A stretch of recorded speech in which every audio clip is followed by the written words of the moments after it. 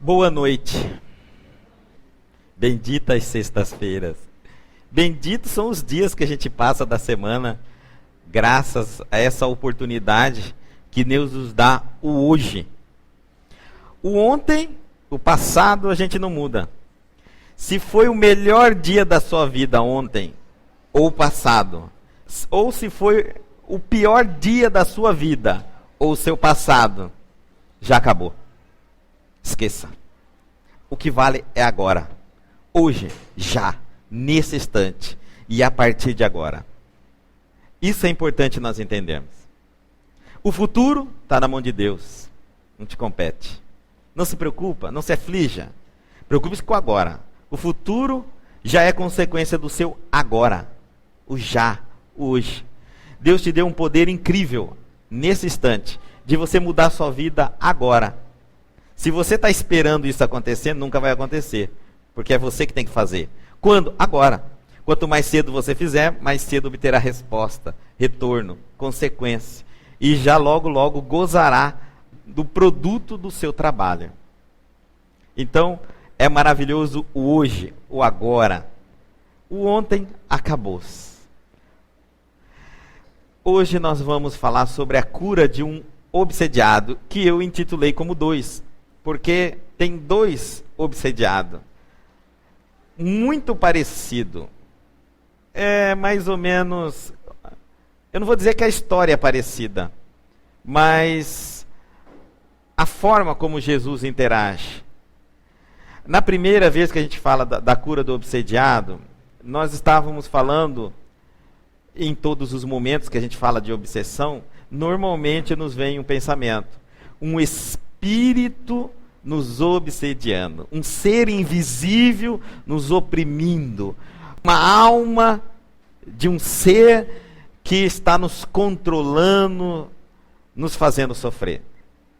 Mas aqui nós encontramos uma passagem onde é o inverso.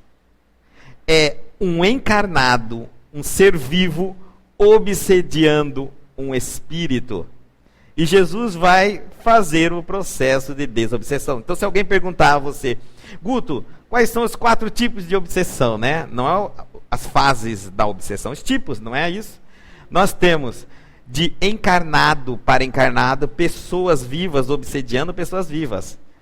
Pais que oprimem os filhos, marido que oprime a esposa, comanda até os pensamentos dela, quer saber tudo, com a roupa que ela veste, aonde que ela vai, quantas vezes ela respirou, o que ela está pensando. Há pessoas que querem controlar até o pensamento da gente. Isso é um obsessor encarnado. De espíritos para encarnados, para os vivos, isso é o que todos nós conhecemos, pode ser uma vingança, etc.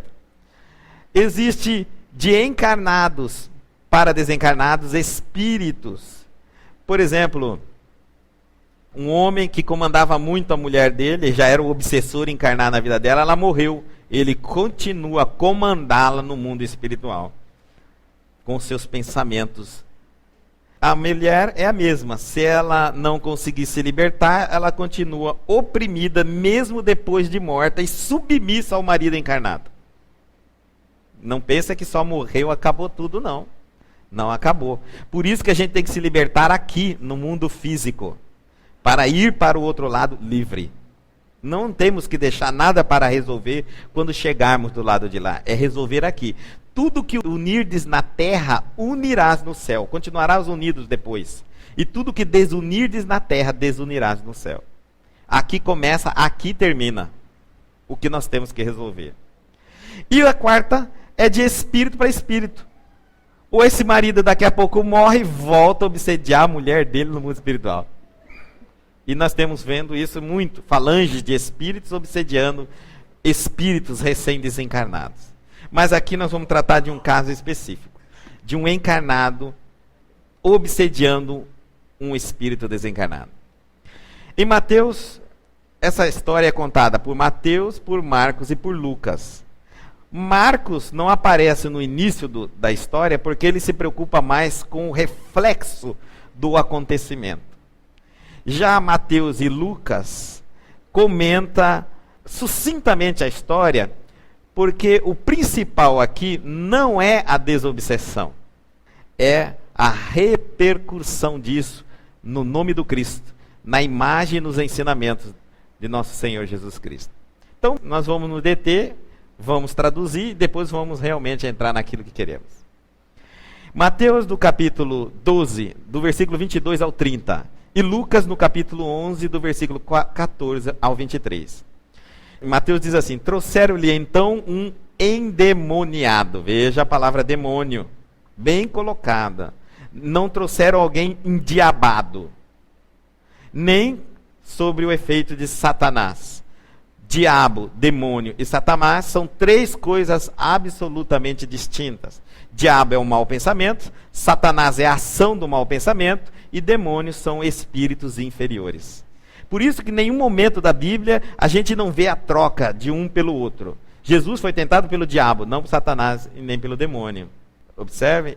Depois ele diz: sai de mim, Satanás. Mas se ele foi tentado pelo diabo, por que ele espantou Satanás? Porque um é o pensamento e o outro é a ação do pensamento mau. Esse endemoniado, cego e mudo. Mateus faz questão de dizer que o endemoniado era cego e mudo. Observem. Quem era cego e mudo? O endemoniado. A pessoa que, ao ver da multidão, estava obsediado. O encarnado. E de tal modo o curou, que o cego e o mudo falava e via. Não falou nada do obsessor aí, não é? Você lendo isso aí, a não ser com a frase endemoniada, você entenderia que foi mais uma cura de Jesus. E é assim mesmo que aconteceu. Já Lucas, como médico, ele queria aprofundar um pouquinho no que estava acontecendo. E olha como ele dá a visão dele. E estava ele expulsando um demônio, o qual era mudo. Veja que Lucas afirma que o espírito era mudo. E veja que Mateus fala que quem era mudo era o endemoniado, o obsediado, o encarnado. Perceberam a diferença? Ele falou de cego aí? Não aparece cego. Ué, será que Mateus está falando coisa errada? Lucas não está entendendo? Porque Lucas está falando do espírito que está obsediando o encarnado. E Mateus está falando do encarnado que está obsediado. Um era mudo e cego, o outro só era mudo.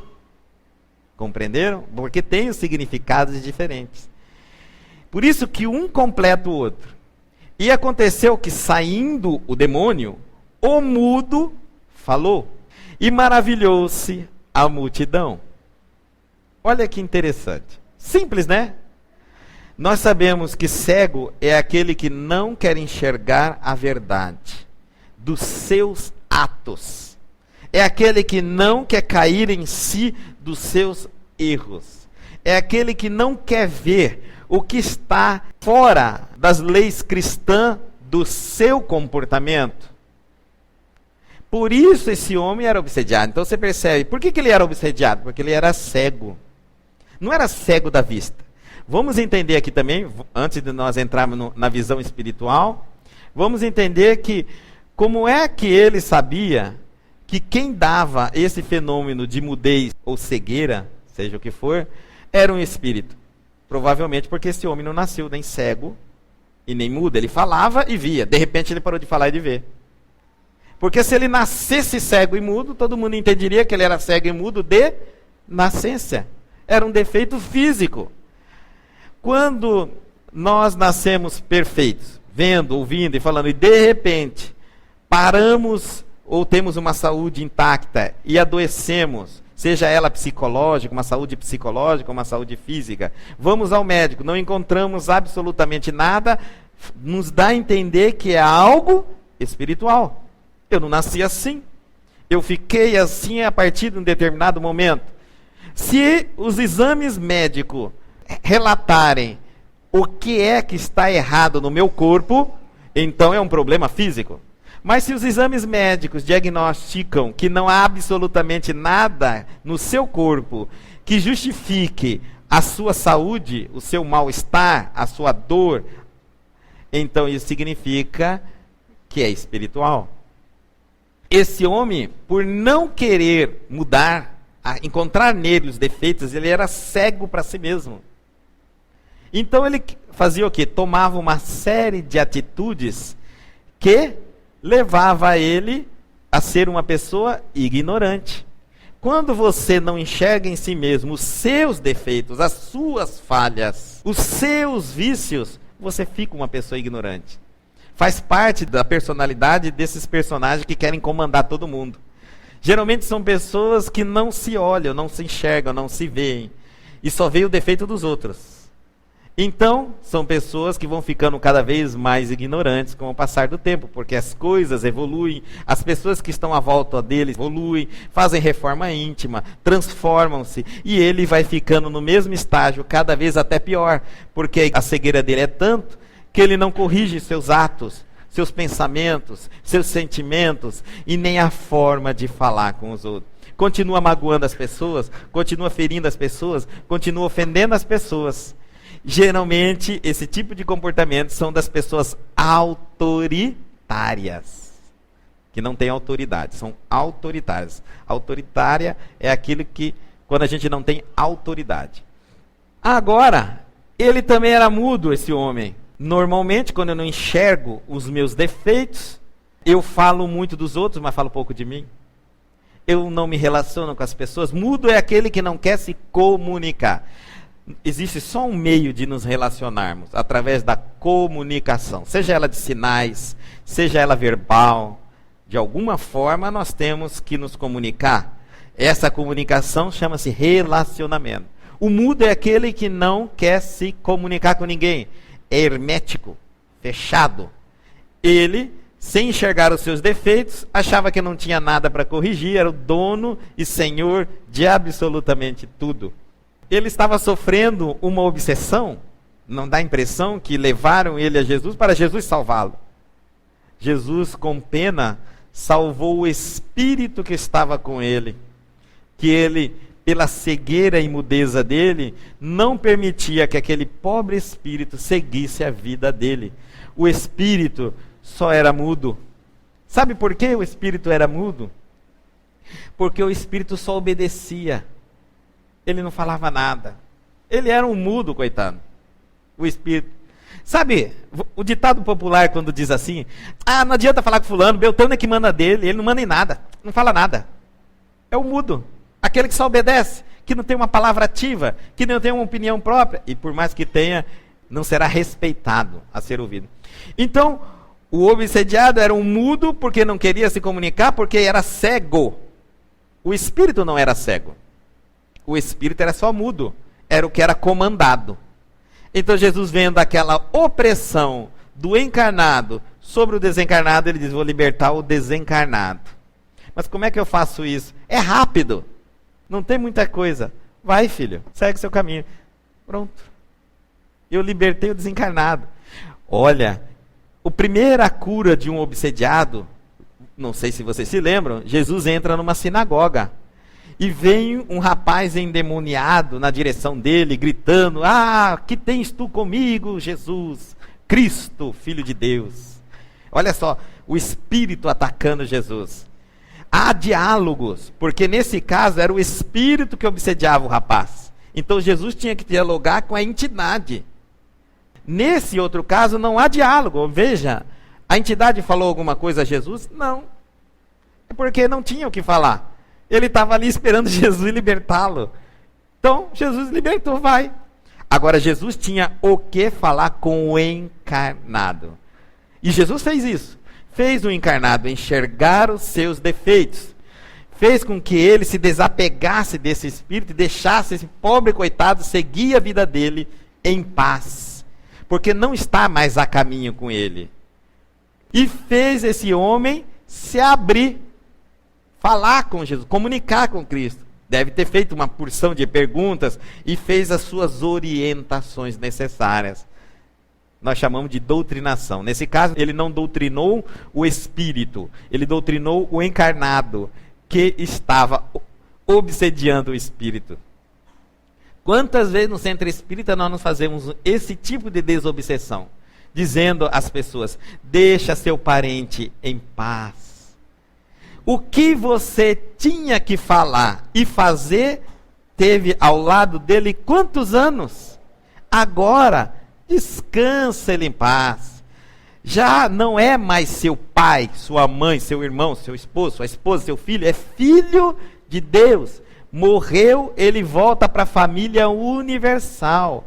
Então, quem está do outro lado é teu irmão em Deus, em Cristo Jesus. Compreenderam?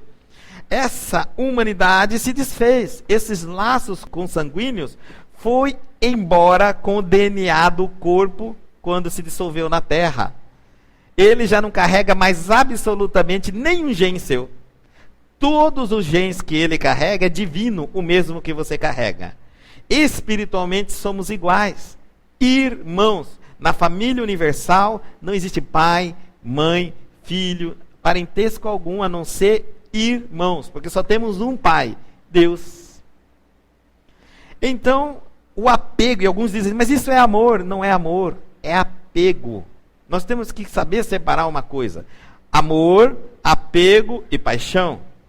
Apego é essa necessidade que nós temos de estar em contato com aquela pessoa. Quando estamos encarnada, visual, auditiva e toque. Nesse apego, às vezes escravizamos as pessoas.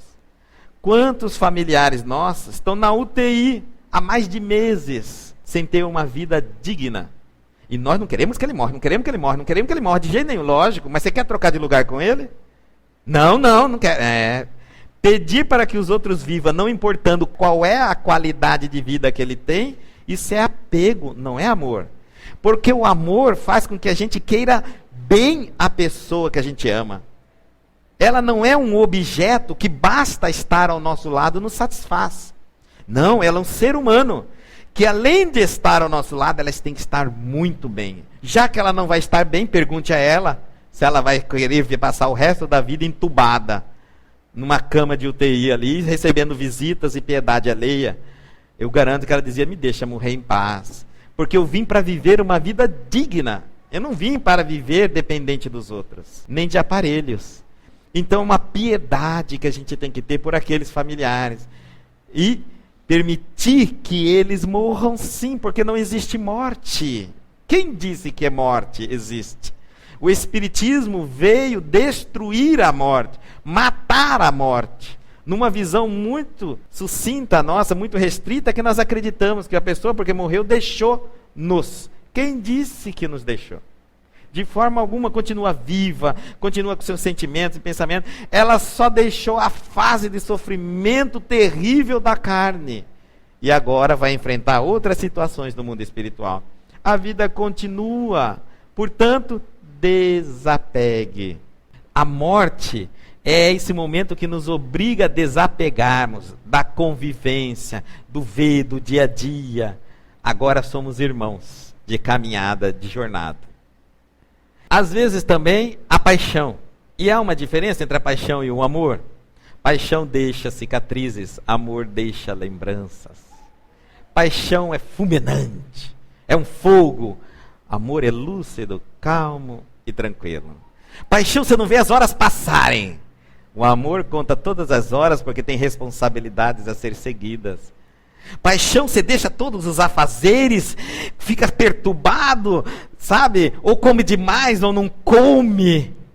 Já viu isso? Ou começa a ir num determinado local para ver aquela pessoa toda hora. Paixão. O amor, você se torna mais jovem, mais forte, mais lúcido, mais calmo, mais tranquilo. Se alimenta muito mais. Porque o amor fortalece seu amor próprio, sua autoestima. E você passa a olhar no espelho e quer se ver cada vez mais bonito, bonita. A paixão já não é assim. A paixão você vê algumas jovens na fase da paixão. Aí eles emagrecem, eles perdem o contexto, porque o foco de atenção saiu dele, passou para o outro. Isso é paixão. O amor, ele continua se respeitando, querendo-se bem, cuidando-se, mas não para o outro, para si mesmo. É um prazer de se amar. A paixão te ilude, o amor te torna consciente. Claro, tranquilo, é muito fácil perceber. Nós ainda não sabemos amar. nós nos apaixonamos e nos apegamos. E ficamos transitando entre essas duas coisas com pequenos momentos de lucidez sobre o amor. A paixão escraviza, a paixão tem ciúme, tem o sentimento de posse, exige a exclusividade e exige uma outra série. O amor liberta, o amor não cobra, o amor não tem exclusividade. Para a paixão, ele tem que ser feliz comigo e com mais ninguém. Para o amor, seja feliz aonde e com quem você quiser. Se for comigo, ótimo, maravilhoso. Compartilharemos esse amor. Mas se não for comigo, o que eu posso fazer para te auxiliar para que você seja feliz? Veja, o amor é doação. A paixão é cobrança e exigência. Precisamos entender isso para conseguir entender por que nós obsediamos as pessoas desencarnadas. Há pessoas que obsediam guias espirituais. É verdade.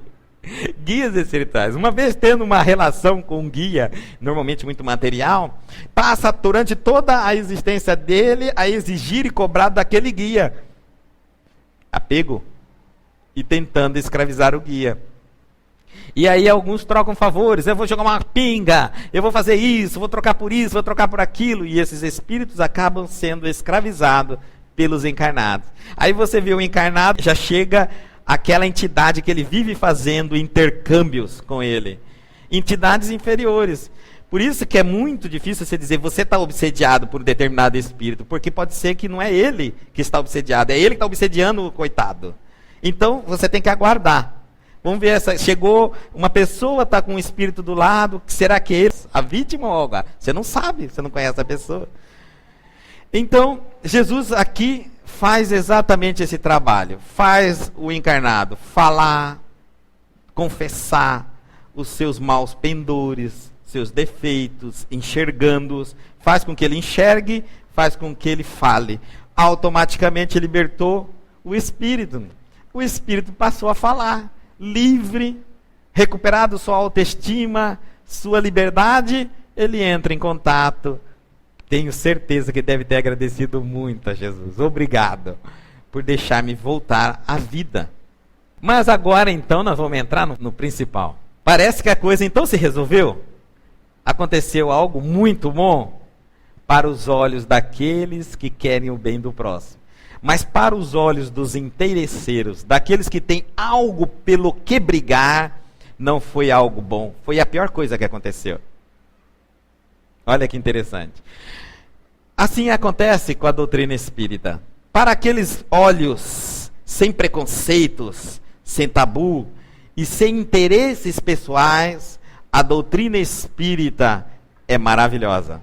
Mas para aqueles outros, a doutrina espírita é a perdição. É o diabo em pessoa. Vamos ver o que é que eles falam de Jesus num feito desse.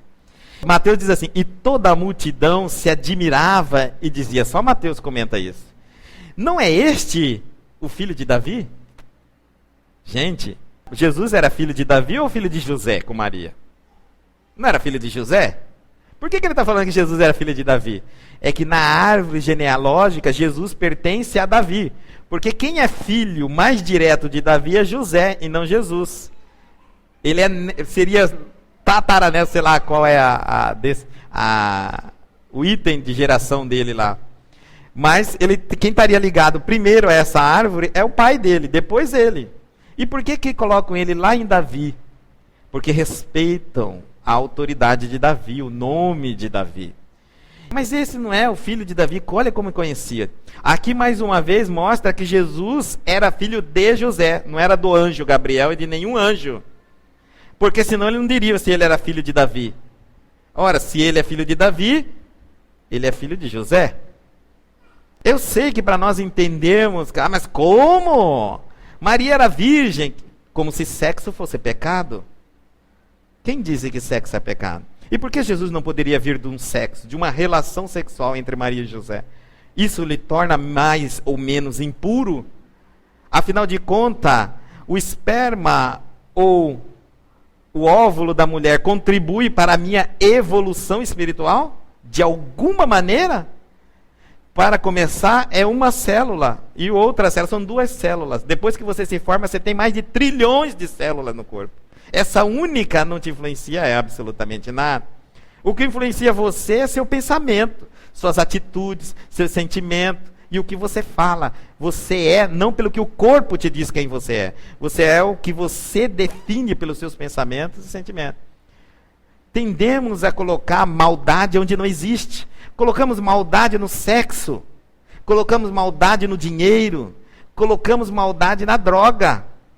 E colocamos maldade em Jesus e até nas atitudes de Jesus. Porque queremos as coisas do nosso jeito. É muito mais fácil acusar as coisas do que nos acusarmos. A droga está aí para matar. Não, a droga veio para libertar-nos de dores intensas durante a guerra. Lembre-se que os soldados num bombardeio perdiam um membro. E ali no campo de batalha, caído ali no meio de troca de tiro, como é que você ia fazer para anestesiar essa pessoa, entubar ela, levar para uma sala de cirurgia? Não tem jeito.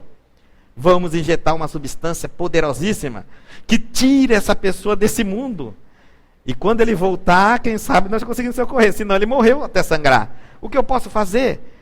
Mas a droga vicia. E aí os soldados voltaram das guerras viciados para a sociedade. E aí começaram a contaminar e se tornaram os grandes traficantes e assim sucessivamente. Conhecendo a estratégia militar, porque foram militares, conhecendo as técnicas, mexer com arma e tudo mais, só se organizaram para começar o comércio. Mas a droga tem algo a ver? Tem a ver a ambição do homem do uso da droga. O sexo tem alguma coisa? O sexo é sublime. Quem não gosta do sexo, eu pergunto, como é que você nasceu nesse mundo? Você conhece alguém que veio na Terra sem uma relação sexual? E se o sexo é pecado, então estamos todos nós fadados ao pecado, porque eu não conheço outro método. Agora descobriram a proveta, inseminação artificial, mas até lá, gente, só tinha um jeito de chegar na Terra: sexo. Será que Deus teria nos deixado a única porta de chegarmos nesse mundo, a porta pecadora, ou seja, quem passar cometeu o pecado original? Segundo eles, cometeram o pecado original, o pecado de Adão e de Eva, que eu tenho a ver com Adão e com Eva. Não os conheço, mas somos da árvore de Adão e Eva. Quem disse? A raça adâmica não foi a única raça na Terra. Se a humanidade veio de Adão e Eva, aonde veio o negro? Adão e Eva era negro. O branco, o índio. A quantidade de raças que nós temos.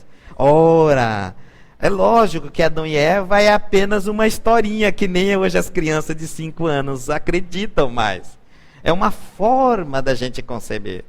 Mas nós viemos sim da relação sexual. E relação sexual de forma alguma é pecado quando é feita com amor. E por que Jesus não poderia vir ter uma relação sexual? Isso diminuiria? Mas ele então veio com o pecado original. O pecado original quem criou foi o homem. E acho muito interessante que todos que chegam na Terra chegam cometendo pecado. Você já chega pela única porta que pode vir e já é pecador. Nasceu, já é pecador. Se pudesse voltar para dentro de mamãe, né, não tem jeito. Nasceu, já é pecador. Agora você tem que pagar para se libertar. Tem que fazer uma cerimônia que dificilmente é gratuita. É o batismo. Até a certidão de nascimento nossa é gratuita hoje em dia. Mas existem cerimônias que ainda são cobradas. Você paga para se libertar. Nasceu sem ter o direito de decidir se queria nascer por aquela forma ou por outra forma. Nasceu pecador. Te acuso. Já é pecador. Agora, então eu quero me salvar. Bom, aí vamos sentar aqui e vamos negociar. Como fica essa forma de negociarmos as coisas santas, né? Então, a forma de ver as coisas. E olha só, um ato de bondade, de misericórdia de Jesus começa a ser visto pela multidão de forma distorcida.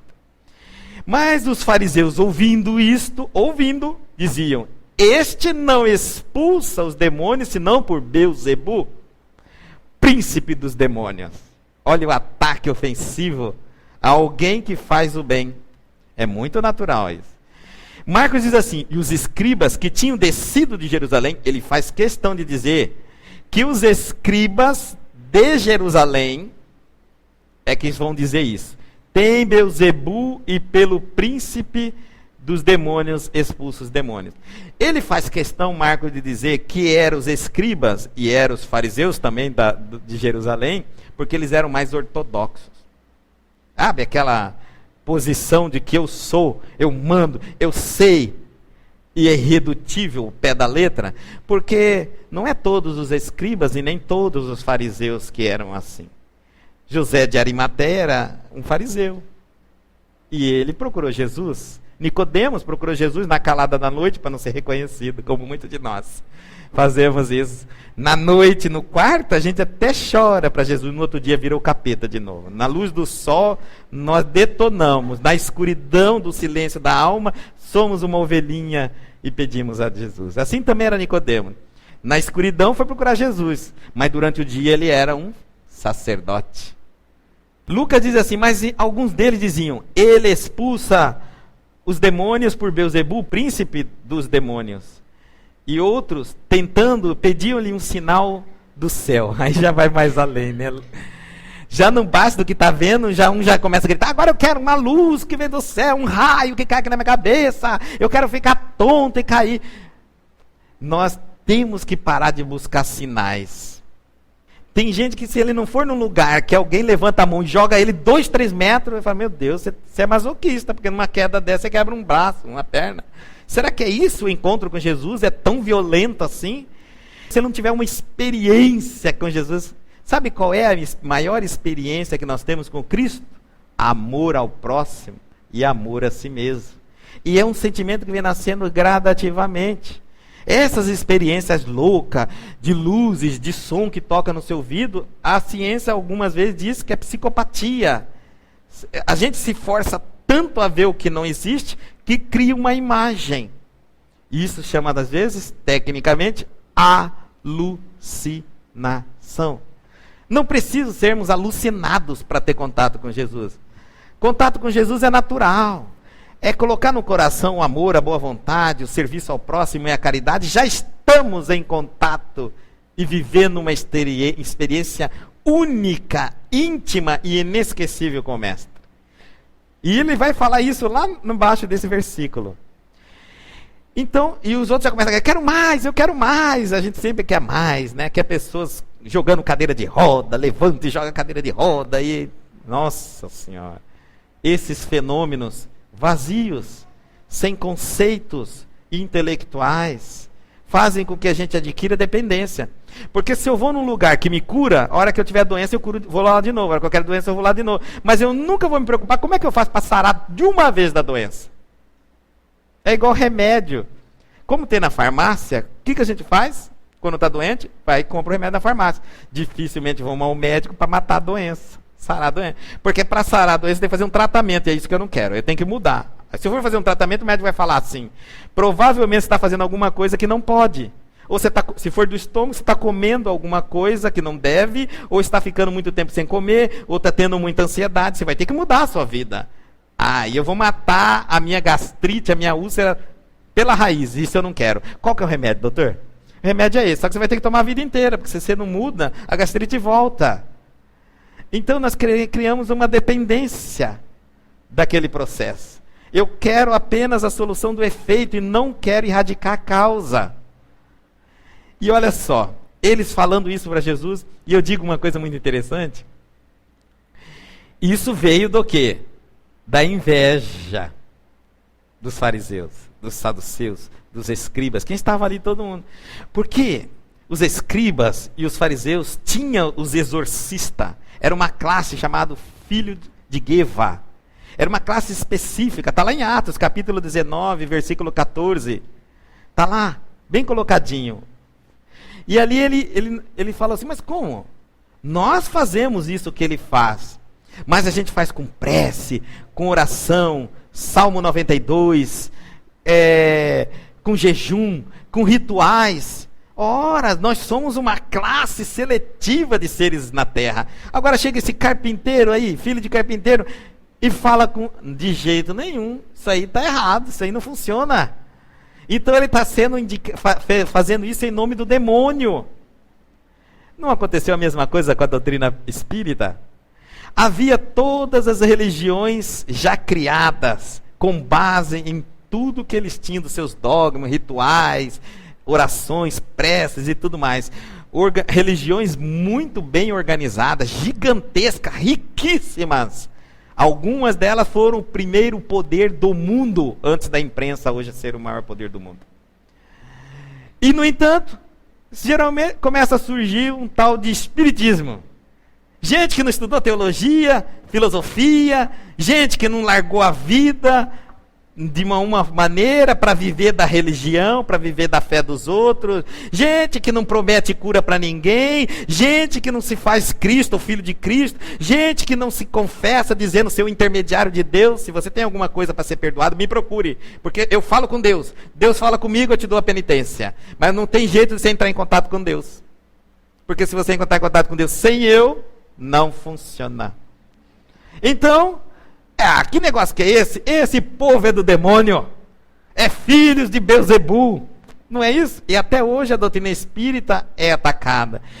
E esse termo, filhos de Belzebu, a mim me encanta. Porque eu adoro quando alguém fala que eu faço o que faço em nome dos demônios. Eu digo assim, ô Senhor, muito obrigado. Porque enquanto eu estiver ganhando este título, é que eu estou fazendo certo. Porque a partir do momento que as pessoas glorificarem o meu trabalho, eu posso estar com pacto com o demônio. É o inverso. Porque ninguém glorificou Jesus na época em que ele fazia a sua rotina na terra. Não queiramos ser glorificados enquanto estivermos na terra. Os opositores são aos milhares. Não agradaremos em momento algum.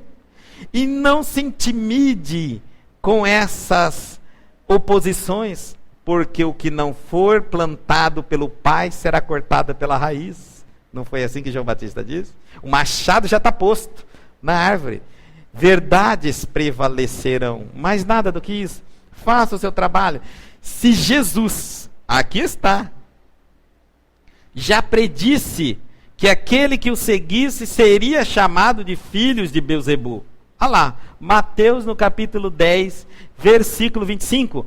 Observe que nós estamos falando de Mateus capítulo 12. Então Jesus está 2 capítulos antes do acontecimento. Ele já predisse o que iriam falar sobre ele e sobre todos que o seguissem.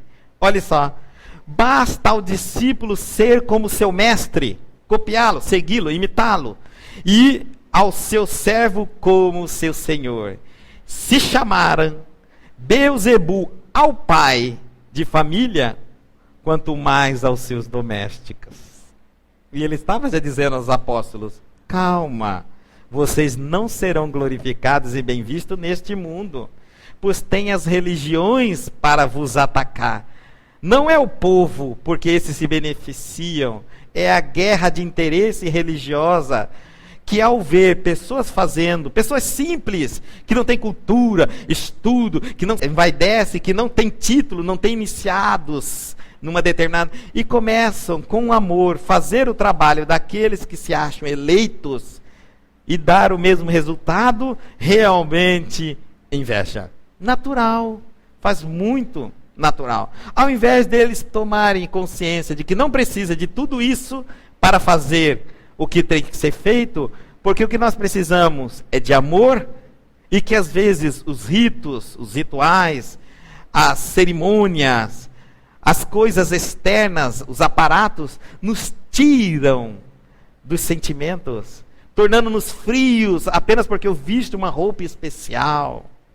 Quantos médios não trazem isso na coisa? Nós temos que vestir de branco. Eu falo, por que você tem que vestir de branco? Branco vocês têm que ser por dentro, não é por fora. Senão você é um sepulcro caiado, branco por fora e podre por dentro. Não adianta.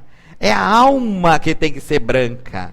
Não há vestimentas especiais que te dá poder. Não há símbolos que te dá autoridade sobre os espíritos. E sim seu comportamento, seu pensamento, seu conhecimento, sua ética. É você que vibra a autoridade. Não é você que impõe de forma alguma. Não na lei de Deus. Daí Jesus, muito simples, sem absolutamente se apegar a nada que haviam lhe ensinado, ele consegue expulsar e curar as pessoas. E até sem saber, quando aquela mulher hemorrágica toca ali na vestimenta, é curada. E ele nem conversou com a mulher. Porque ele era virtude em pessoa. É exatamente a receita para todos que querem se libertar de qualquer grau de obsessão. Cultive virtudes.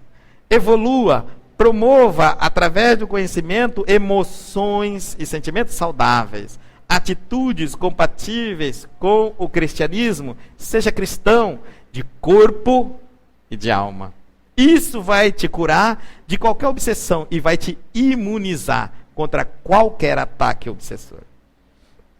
E aí, Jesus dizendo isso, ele estaria dizendo: olha, espíritas, lá na frente, vocês serão chamados filhos do demônio. E tudo que fizerem, serão chamados pelo demônio. Mas Jesus, como educador, ele não ficou quieto. Ele deu a sua resposta. Uma resposta profundamente filosófica, que faz nos pensar e refletir muito. Aquele que lê a Bíblia e não deixa que os outros leiam por ele, encontraria isso que nós vamos encontrar. E isso é muito interessante. Mateus diz assim: Jesus, porém, conhecendo os seus pensamentos, disse-lhes. Aqui mostrou um outro dom de Jesus. Ele lia os pensamentos. Interessante. Todo reino dividido contra si mesmo é devastado. E toda a cidade ou a casa dividida contra si mesma não subsistirá. E se Satanás expulsa Satanás, está dividido contra si mesmo. Como subsistirá, pois, o seu reino? Raciocina, ele está dizendo. Ora, os exorcistas sabiam, porque eram pessoas que trabalhavam na labuta do dia a dia, expulsando, curando pessoas da obsessão. Sabia que só tinha uma forma de desobsediar uma pessoa, que seria a ordem divina, a autoridade moral. Eles sabiam disso. Então Jesus coloca eles também em xeque. Olha Marcos como é que representa esse versículo. E chamando-se a si, disse-lhes por parábola: como pode Satanás expulsar Satanás? Se um reino se dividir contra si mesmo, tal reino não pode subsistir. E se uma casa se dividir contra si mesma, tal casa não pode subsistir. Uma família começa a brigar contra si mesma, se desfaz. Nenhum reino que não esteja unido não subsiste. Se Satanás se levantar contra si mesmo e for dividido, não pode subsistir. Antes tem fim. Raciocina, ele está dizendo. Povo, acorda. Que ao ver um feito, não pode ser o demônio, porque nós ouvimos, não, os espíritos são demônios fantasiando de espíritos bons. Um espírito mau estaria falando de amor, estaria dando todo o antídoto contra ele mesmo.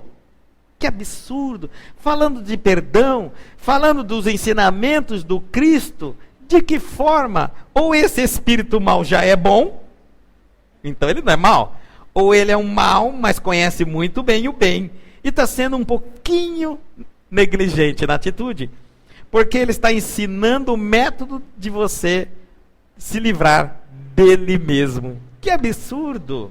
Qualquer ataque ao espiritismo, numa análise racional simples, lógica, e até mesmo dentro dos conceitos e ensinamentos de Jesus, derruba a tese por terra, completamente. Olha Lucas, mas conhecendo ele os pensamentos, disse-lhe: todo reino dividido contra si mesmo será assolado. E a casa dividida contra si mesma cairá. Se também Satanás está dividido contra si mesmo, como subsistirá seu reino? Pois dizeis que eu expulso os demônios por Beelzebul? A afirmativa dele. E olha o que ele põe para eles pensarem mais à frente. E se eu... Aí ele está falando aos exorcistas, aos conhecedores profundos do processo. Jesus está falando aos senhores e doutores das religiões, porque eles podem enganar a multidão, mas eles sabem que a verdade está na doutrina espírita. Eles podem ter os seus interesses, mas conhecem profundamente os seus trabalhos, e sabem que ninguém conseguiria fazer isso se não tivesse autoridade moral. Então eles atacam para os desapercebidos, desinteressados. Eles amedrontam o povo, o público, confunde a cabeça das pessoas, porque sabe, se elas forem ali ver, racionalmente se convencerão. Então tem que amedrontá-los, porque sabe qual é a verdade. Isso é mais interessante. E ele diz assim: se eu expulso os demônios por Beelzebu, por quem os expulsam, então vossos filhos? Olha só. Se só um tem autoridade, que é Deus, mas se agora você está dizendo que Beelzebu tem autoridade, vocês estão dizendo que vocês também expulsam por Beelzebu? E que é possível isso? Então existem duas formas de desobsediar a pessoa. Uma é pelo amor e a outra é pelo ódio. Uma é por Jesus, o Cristo, Deus, e outra é pelo demônio. Que absurdo! Está subdividindo. Portanto, eles mesmos serão vossos juízes. E aí já dá uma afirmativa. Se vocês estiverem dizendo que estão fazendo ou fazem desobsessões ou exorcismo com a autoridade do demônio, eles são os vossos juízes. Aí amedrontou o povo. Está na hora de recuar. Ele sabe o que está falando. Ele sabe que não é pelo demônio que a gente tem autoridade, mas só pelo Cristo, Jesus. Ele continua: se eu expulso demônios pelo Espírito de Deus, logo é chegado a vós o reino de Deus.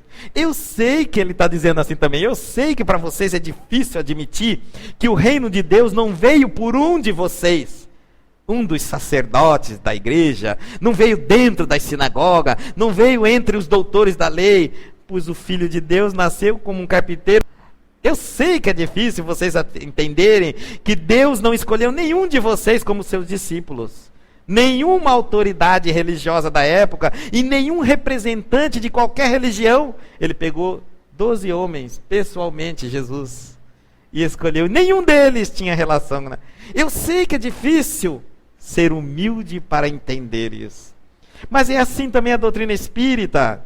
Ele escolhe o João, o Antônio, o Pedro, o José, um Chico Xavier, que fez até a 4ª série e não estudou mais. Um datilógrafo, para escrever 470 títulos de obras em diversos idiomas, em todos os temas, desde os científicos, médicos, até doutrinários, religiosos, filosóficos. O maior escritor do mundo. Façamos uma análise. Nenhum homem encarnado até hoje escreveu mais do que 300 obras encarnadas. Chico Xavier escreveu 470. E ele diz assim: nenhuma é autoria minha, todas são dos Espíritos.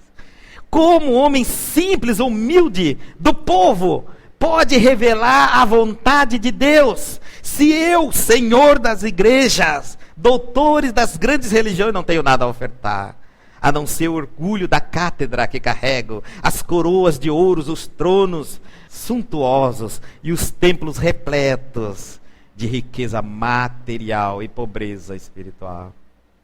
Como pode locais simples, como centros espíritas, receber a autoridade de Deus, se os nossos são de chão de mármores?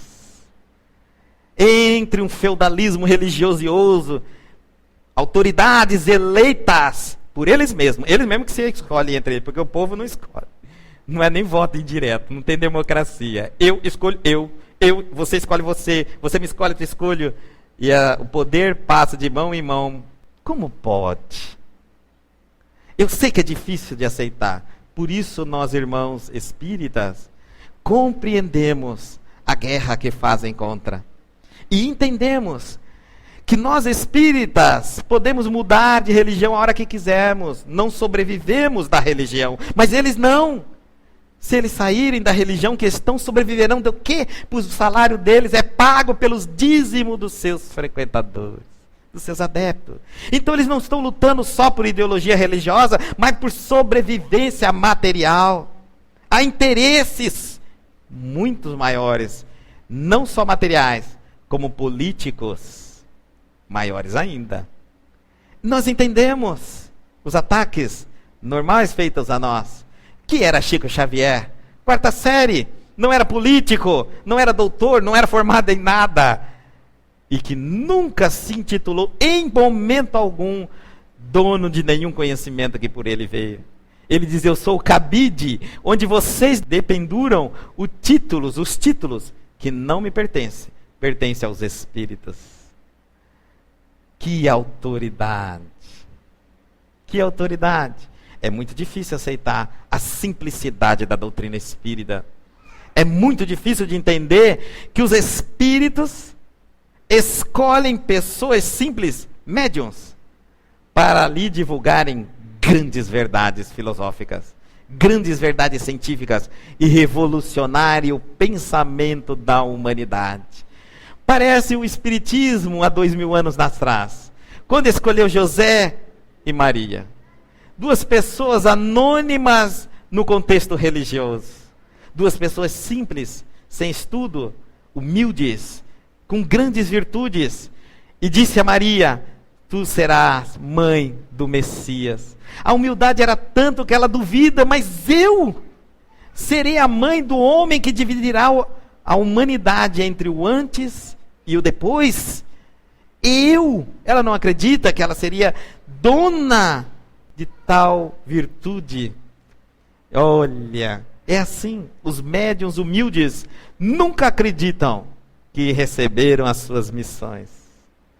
Enquanto outros, que nem médiuns são, gritam o poder que não têm e ostentam aquilo que não possuem. Autoridade. O Espiritismo é assim. Quando alguém te chamar e dizer, você está indo naquele lugar da perdição, é lá que Jesus está e toda a sua família. Porque ele também foi chamado filho da perdição pelas autoridades religiosas da época. Lucas diz assim, se eu expulso demônios por Beelzebu, por quem os expulsam os vossos filhos? Eles pois serão os vossos juízes. Mas se eu expulso o demônio pelo dedo de Deus, não é a primeira vez que aparece a palavra dedo de Deus. Aparece lá em Êxodo, em Levítico.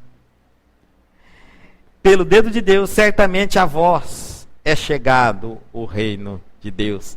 Admitem. Não vieram por vocês, mas cheguei. Às vezes é difícil a gente aceitar. Mateus continua dizendo assim, agora ele vai tentar mostrar de uma forma mais simples, para que o povo entenda. Ou como pode alguém entrar em casa do homem valente e furtar os seus bens, se primeiro não amarrar o valente, saqueando então a sua casa? Como é que ele pode ser Satanás? Se ele oprimiria na marra, mas se um demônio tira um espírito inferior, ele fica no lugar, porque é uma disputa de poder, e a pessoa continua obsediada. Só trocou de espírito mal, um é mais mal que o outro. Mas eu não vou lá, se eu sou mal, tirar o outro, porque eu faço isso para ganhar o domínio sobre a vítima. E isso existe. Às vezes você passa obsediado 10 anos por uma classe de espírito, vem uma classe pior ainda, porque você não muda, tira aquela outra classe inferior e passa a assumir o controle da sua vida. É normal. Isso existe normal na briga, na disputa de reinados no campo inferior. Só Deus retira o mal e te deixa livre e não assume controle na sua vida. Porque o bem não oprime, não obriga, ele liberta e te dá o direito de escolha por consciência. Ele não escraviza. Só o mal escraviza. Ninguém pode roubar os bens do valente entrando-lhe em sua casa, se primeiro não maniatar o valente, e então roubará a sua casa. Lucas diz, quando o valente guarda armado a sua casa em segurança, está tudo quanto tem.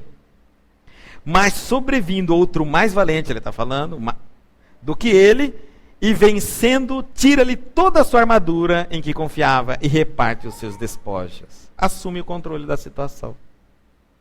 Aí não é a desobsessão, é a troca de obsessor. E finalmente ele faz uma frase incrível para a gente encerrar. 2 instâncias de filosofias para nós. A primeira é assim: quem não é comigo é contra mim. Frase simples. Quem não é comigo é contra mim. Significa isso. Quem não é comigo é contra... Não há meio termo. Não existe morno. Eu sou mais ou menos bom. Não existe. Eu sou mais ou menos caridoso. Eu sou mais ou menos... Não existe mais ou menos. Quem não está comigo está contra mim. Não tem mais ou menos. Ou você é ou você não é.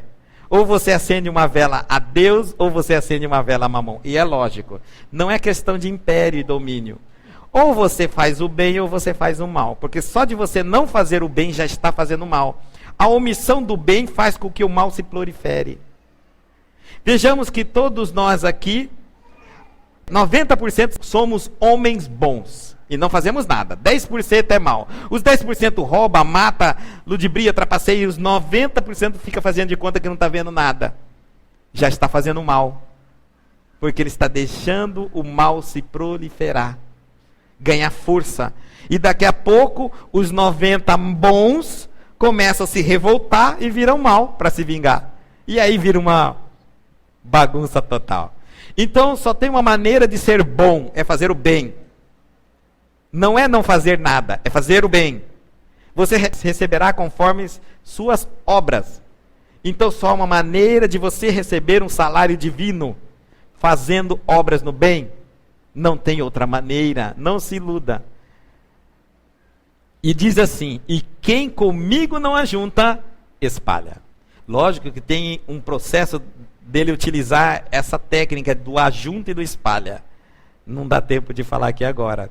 Mas ele escolheu as palavras muito bem colocadas, porque ele queria frisar uma segunda filosofia de intenção, de comportamento. A segunda é: se você não estiver fazendo algo que se aproxime dele, está fazendo algo que se separa dele. Perdendo tempo, gastando energia e não chegando a lugar nenhum. Daí porque quando alguém me pergunta: mas o que tem eu adorar imagens? Se não te aproxima do Cristo, deixa de fazer. Se espalha. Mas eu me aproximo, então continua. Mas se desapegue, porque quando morrer não tem imagem do outro lado. Desapegue de tudo que for material, vela. No outro lado não tem fábrica de vela. E se você só reza com a vela, você vai ter um problema quando desencarnar. Como você vai acender sua vela? Sabe o que você vai fazer? Obsediar seus familiares nos sonhos, pedindo para eles acenderem vela para você. Vai virar uma alma penada por dependência de um bem material na terra. Quantos espíritos estão aí pedindo para acender vela para ele porque acreditam na vela? E o crucifixo? Você não leva com você, fica no corpo e fica no caixão. Você vai chegar sem o fio de cabelo seu do teu corpo. Você vai ser lá do outro lado autêntico. Nada que você fez na terra levará. A não ser suas obras de sentimentos e internas, não as externas. Por isso ele está dizendo: com quem comigo não ajunta, se o que você está fazendo não está se aproximando de mim, está se apartando e se espalhando de mim. Compreenderam? Vamos encerrar, fechando os nossos olhos e agradecendo a esse Pai. 2000 anos se passaram e a dádiva do conhecimento que ascende através dos tempos há mais de 150 anos, revivendo na nossa consciência os ensinamentos de Jesus, livres de preconceitos, livres de interesses pessoais, de castras religiosas, apenas com um intuito de enxergar o que realmente foi nos comunicado, nos ensinado. A teologia humana escravizou a mente dos homens, mas a teologia divina liberta-nos. Temos o direito de pensar o que queremos. Temos o direito de ser aquilo que somos capazes de ser, mas carregando sempre, lá na frente, a luz luminífera de Jesus, através dos seus ensinamentos. Somos seres perfectíveis, mas nunca nos igualaremos ao Criador. Temos a condição de evoluirmos e nos tornarmos cada vez mais perfeitos, cada vez amando mais, sentindo as necessidades do meu próximo, as minhas necessidades, satisfazendo com o amor, com a felicidade, com a alegria. Tenho o direito de evoluir, de crescer. Tenho o livre arbítrio, o direito de decidir as minhas ações, e que errar não é um pecado, faz parte da vida. Hoje eu erro para aprender a acertar amanhã. Ninguém acerta quem nunca errou. Nós temos que decidir entre uma atitude e outra atitude. Inicialmente podemos escolher a errada, para posteriormente adotarmos a correta. O ódio, o mal se desfaz, porque a estrela magnânima de Jesus, acendendo, direcionando-nos para a imagem de Deus, repleta o nosso interior, aclareia a nossa consciência, floresce os nossos sentimentos e dá-nos uma vontade incrível de sermos cristãos. Não apenas de seguirmos os cristãos. Não estamos aqui seguindo líderes, pessoas, homens que são falíveis. Viemos em busca de seguir o infalível, o exemplo único, Jesus Cristo. Obrigado, Senhor, por essa luz que clareia em todos os instantes os nossos pensamentos. Ensina-nos desta forma a amar-nos, a te amar, numa compreensão absoluta de todos os reinos envolvidos. Fomos átomos, seremos arcanjos no futuro. Essa é a esperança que carrega um espírito que ora inicia errado, mas pode consertar.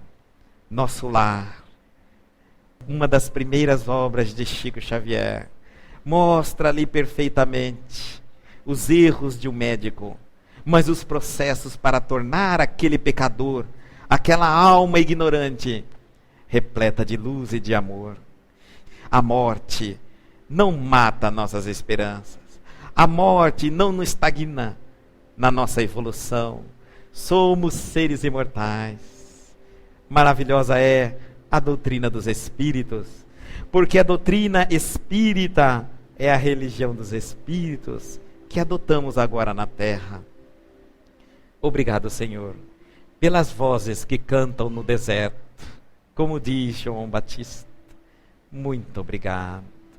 Essas vozes que cantam no silêncio da nossa consciência, que cantam através da mediunidade de homens simples, em todos os cantos da terra, dizendo-nos verdades, leis imutáveis, e pregando-nos o verdadeiro Deus que Jesus veio nos ensinar, colocando-nos apenas nós mesmos, os nossos erros e os nossos acertos, como intermediário à justiça de Deus.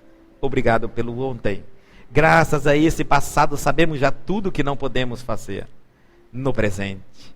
Obrigado, Senhor, pelo presente, porque graças ao momento de agora, o hoje, é que temos a condição de reformularmos todos os nossos conceitos, todas as nossas visões, todos os nossos comportamentos, agora pautado em algo que podemos raciocinar, concluir, discutir, duvidar, e depois de não conseguirmos mais refutar, aceitá-la soberanamente como uma verdade, ainda que transitória, mas um caminho que podemos seguir e somos capazes perfeitamente de acompanhar.